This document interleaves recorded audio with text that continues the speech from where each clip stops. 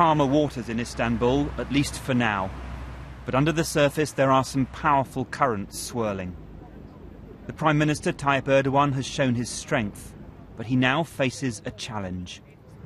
Normal life in Istanbul will go on, but something has changed, because after 10 years of weak opposition to this government, these protests have brought a new dynamic to Turkish politics.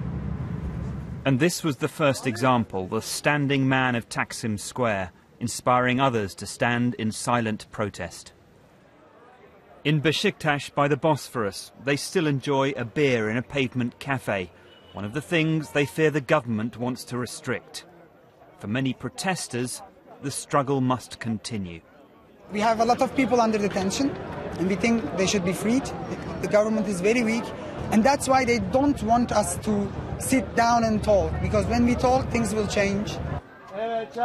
But the balance has to be right. Others are more cautious, arguing that a point has been made and hoping the government will pay more attention in the future. The economy has suffered, and so have local businesses.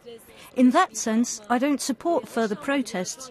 But if the Prime Minister had expressed himself better, if he'd been more accommodating, things would never have got so bad. But Tayyip Erdogan likes to project power. This is how he travels to his political rallies. And for his critics, the heavy-handed police response to the protests symbolised the heavy-handed attitude of his government. For some, enough is enough.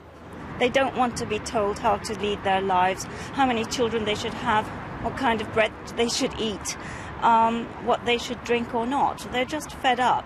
And I think it's also partly a reflection of the fact that people decided that they needed to speak up, to sort of remind the government that there are these other people out there who have a different view of how the country should be run, and that their views should be respected and taken into account.